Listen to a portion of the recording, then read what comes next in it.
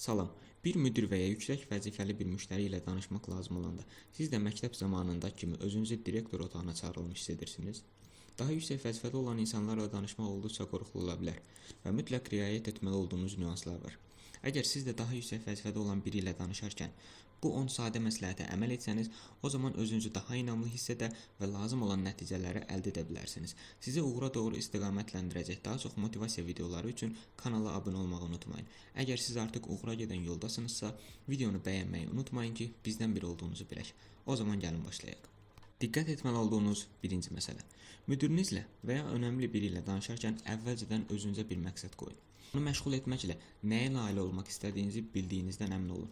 Məsləhət almaq üçünmü oradasınız, şikayətinizi bildirmək üçünmü, yoxsa vəzifənizi yüksəltmək və ya yaxında baş tutacaq bir layihə üçün nəzərdə tutulmaq istəyirsiniz? Nə olursa olsun, səbəbinin nə olduğunu bildiyinizdən əmin olun. Dostlar, söhbətiniz başlayanda sizin niyə orada olduğunuzu qarşı tərəf möcüzəvi bir şəkildə təxmin edə bilməyəcək. Buna görə də onlara bunu doğru bir şəkildə bildirin. İkinci önəmli nüans. Görüş təyin edin. İnsanları liftdə, kofe içərkən və ya ayaqüstü necə deyərlər pusuya salmayın. Heç kim tələyə düşməyi sevmir. Üstəlik, bu onları bir daha sizinlə məhdud vəziyyətdə qalmaqdan bezdirəcək. Bunun yerinə əvvəlcədən görüş təyin edin və nə istədiyinizi qeyd edin. Bu şəkildə müzakirə etmək üçün, əgər onlar bunun görüşə layiq olmadığını düşünürlərsə və bunu telefon və ya e-post vasitəsilə müzakirə etmək üstün tuturlarsa, bunu edə bilərlər, olduqca normaldır. Siz də bu təklifi qəbul edin. Çünki onlar vəzifələrindən dolayı olduqca məşğuldurlar və liderlər, müdirlər flashmob tərzi müzakirələrdən qaçıb, əksinə planlı görüşlərə üstünlük verirlər. Onlar üçün vaxt olduqca dəyərlidir və vaxtlarını prioritetləşdirməyə çalışırlar. 3.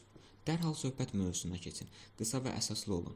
Bu sizdə təfərrüatlı və dəqiq məlumatın olmasını tələb edir. Yəni düzgün məlumatla bunu hazırlaşmalısınız. Niyə orada olduğunuzu və görüşün nəticəsi olaraq nəyi ümid etdiyinizi başa düşməlisiniz. Bu şəxslə danışarkən istədiyinizə nail olmaq və fikrinizi təsdiqləmək üçün bu bir hekayəni təkrar-təkrar deməkdən çəkinin. Əgər düzgün ifadə etmisinizsə, onlar bir izahdan başa düşəcəklər. Nüans 4. Onların gözlərinə baxın. Söhbət etdiyiniz şəxs nüfuzlu biri və ya hörmət etdiyiniz biri olsa belə, nəticədə o kainatın kralı deyil. Başınızı aşağı tutaraq və ya mızıldanaraq itaətkar bir rol qəbul etməyin. Eyni zamanda bu onları qıcıqlandırır. Ona görə də yüksək səslə danışın. Onlarla göz kontaktı qurun. Mesajınızı aydın və birbaşa çatdırın. 5. Susun və qulaq asın. Fikrinizi anladıqdan sonra adam cavab verməzdən əvvəl qısa bir fasilə götürə bilər. Düşüncəsizcə davranıb hekayənizi yenidən danışmağa başlamayın. Buna tələsməyin. Bu, həqiqətən sizi dinləyən bir insanın fikirlərini toplaması və sizə doğru cavab verməsi üçün lazım olan andır. Müsbət bir haldır ki, sizdən gələn məlumatların nəzərə alındığını və həqiqətən sizi dinlədiklərini təyin edir. Odur ki, dinləyicinin düşünüb sizə cavab verməsinə icazə verin. Nüans 6.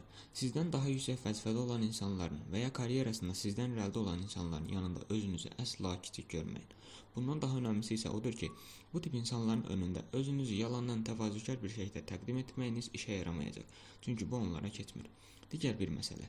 Güclü və zəif tərəflərinizi bilmək yaxşı bir şeydir. Lakin söhbəti doldurmaq və ya davamlı özünüz haqqında danışmaq üçün lazım olan şey deyil. Müdirin kim olduğunu bilmək vacibdir. Lakin unutmayın ki, o da bir zincirin parçasıdır. Ona görə də ona yaxşı görünəcəksiniz deyə əsla etibarınızı zədələməyin. 7. Aydın olun.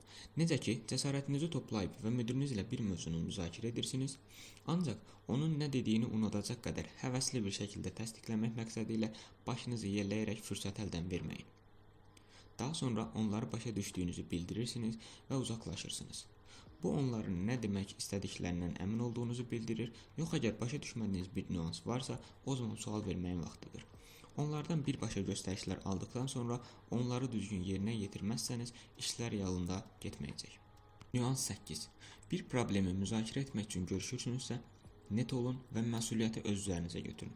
Məsuliyyəti başqasına ötürməyə ya da ən pisi cihaz, avadanlıqlar kimi şeyləri səbəb göstərib onları günahlandırmağa çalışmayın.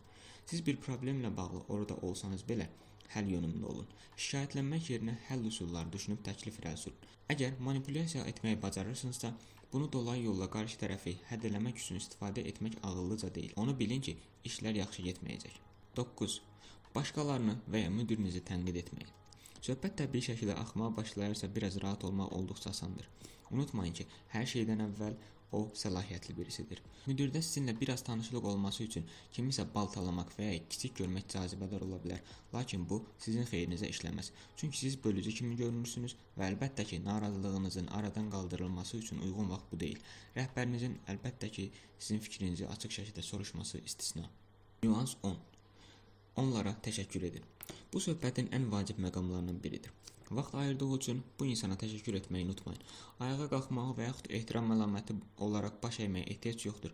Ancaq minnətdarlığınızı göstərin və bunun sizin üçün faydalı olduğunu ifadə edin. Bu onların mövqeyinə, təcrübəsinə və biliyinə hörmət etdiyiniz düşüncəsini gücləndirir.